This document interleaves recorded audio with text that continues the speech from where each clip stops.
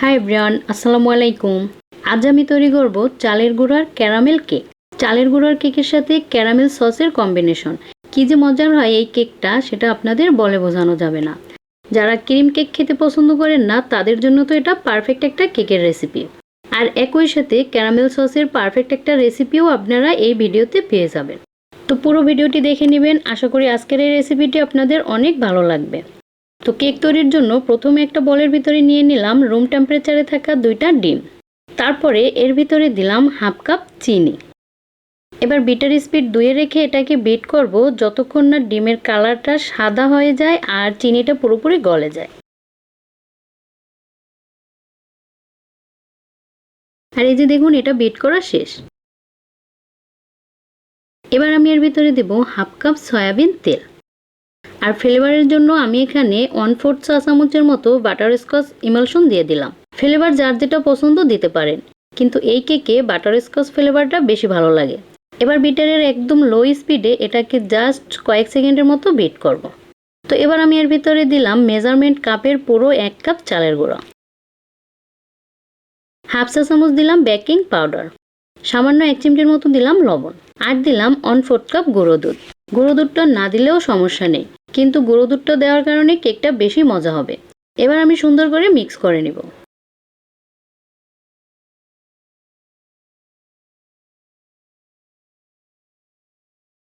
তো আমার মিক্স করা হয়ে গেছে। আর এই যে দেখুন, কেকের ব্যাটারটা এরকম হবে।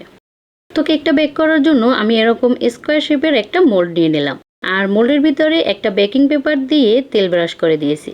এবার কেকের সম্পূর্ণ ব্যাটারটা আমি মোল্ডের ভিতরে দিয়ে দিলাম। আর এই যে এরকম একটু ট্যাপ করে দিতে হবে যাতে বাবলসগুলো বেরিয়ে যায়। এবার কেকটা বেক করার জন্য আমি এরকম একটা সিলভারের হাঁড়ি নিয়ে নিলাম। হাঁড়ির ভিতরে একটা স্ট্যান্ড দিয়ে তার উপরে কেকের মোল্ডটা বসিয়ে দিলাম। এবার হাঁড়িটাকে এরকম একটা সিলভারের ঢাকনা দিয়ে ঢেকে দিতে হবে। তো কেকটাকে গ্যাসের চুলায় লো হিটে প্রায় 45 মিনিটের মতো বেক করব। আর সময় কিন্তু একটু বেশি কমও লাগতে পারে। তো কেকটা বেক হতে থাক। এই ফাঁকে আমি তৈরি করে নেব ক্যারামেল সস। ক্যারামেল সস তৈরির জন্য চুলায় একটা প্যান বসিয়ে তাতে দিয়ে দিলাম হাফ কাপ চিনি। তো চিনিটা দেওয়ার পরে এটা বেশি নাড়াচাড়া না করে কিছু সময় অপেক্ষা করতে হবে। যখন চিনিটা গলে ক্যারামেলের কালারটা আসা শুরু করবে তখন এটাকে ভালোভাবে নেড়েচেড়ে ক্যারামেলটা তৈরি করে নিতে হবে।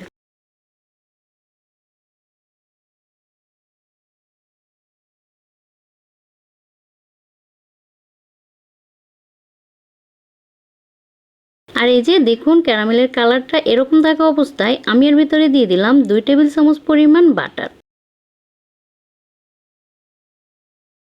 তো বাটারটা দেওয়ার পরে হালকা একটু মিশিয়ে তারপরে আমি দিয়ে দিলাম হাফ কাপ হুইপ ক্রিম। তো এবার এটাকে একদম ভালোভাবে মিশিয়ে নিতে হবে।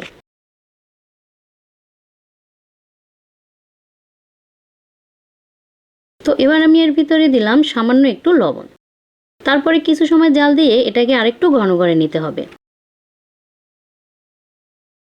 আর এই যে এটার ঘনত্বটা যখন এরকম হবে তখন চুলাটা বন্ধ করে দিতে হবে আর সসটা নামিয়ে নিতে হবে, কারণ এটা ঠান্ডা হওয়ার পরে বেশ অনেকটা ঘন হয়ে যাবে।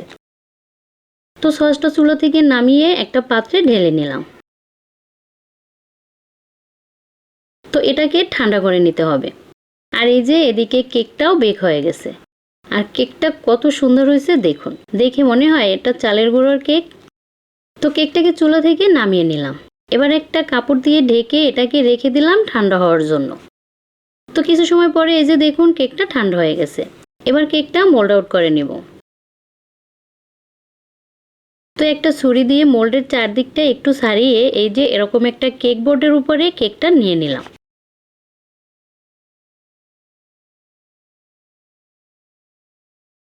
এবার আমি কেকের চারদিকে সাইডের যে অংশটা আমি একটু সমান করে কেটে নেব।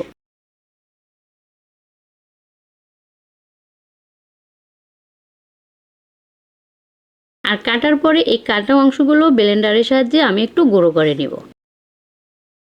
তো এবার এই কেকটাকে আমি মাঝখান থেকে কেটে 2টা স্লাইস করে নেব।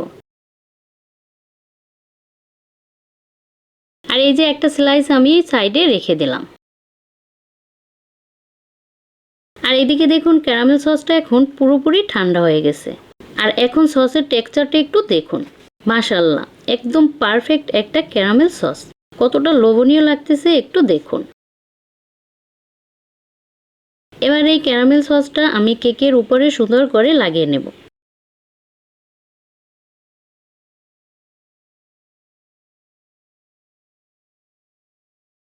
আর এই যে দেখুন ক্যারামেল সসটা সুন্দরভাবে লাগিয়ে নেওয়ার পর এখানে আমি নিয়েছি পিনাট বাদাম। বাদামগুলো আমি এরকম একটু ভেঙে নিয়েছি, আর এগুলো কিন্তু ভাজা বাদাম। তো বাদামগুলো আমি এর উপরে সুন্দরভাবে ছড়িয়ে দিলাম। বাদামটা কিন্তু অবশ্যই দিবেন, বাদাম দেওয়ার কারণে কেকটা অনেক বেশি মজা হয়েছিল। প্রত্যেকটা বাইটে বাইটে যখন বাদামগুলো দাঁতের নিচে পড়ে অনেক ভালো লাগে। তো বাদামটা দেওয়ার পরে কেকের এই স্লাইসটা আমি এর উপরে বসিয়ে দিলাম। এই যে একদম সমান করে বসিয়ে দিলাম। এবার উপর থেকে আবারও হালকা করে ক্যারামেল সসটা লাগিয়ে নেব।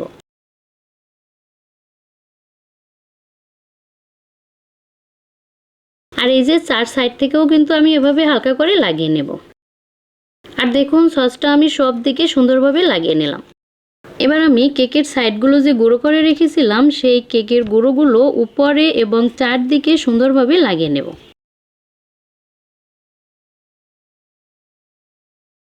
আর এই তো কেকের গুঁড়োগুলো আমি সুন্দরভাবে লাগিয়ে নিলাম। তারপরে বোর্ডটাকেও আমি সুন্দর করে ক্লিন করে নিলাম। এবার আমি কেকটাকে কেটে নেব।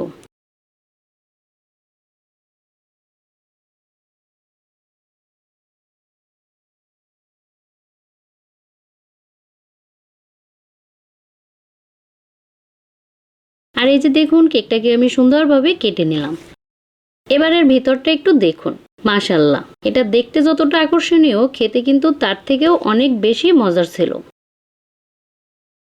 আর এটা খাওয়া শুরু করলে হাত থামাতে পারবেন না। তো আশা করি আজকের এই ভিডিওটি আপনাদের ভালো লেগেছে। ভালো লাগলে চ্যানেলটি সাবস্ক্রাইব করে আমার সাথে থাকবেন। আল্লাহ হাফেজ।